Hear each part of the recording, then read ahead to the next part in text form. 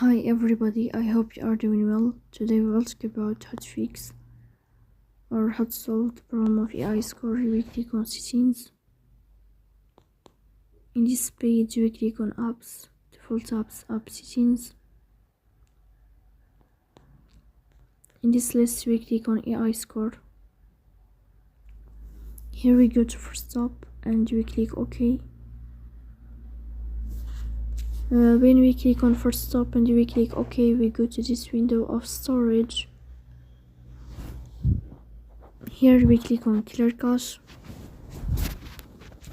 In the end you will turn off your phone and you will wait a moment to restart your phone again to fix that problem. So that's all. Don't forget to support us by like and subscribe. See you next time and thank you for your watching and your attention.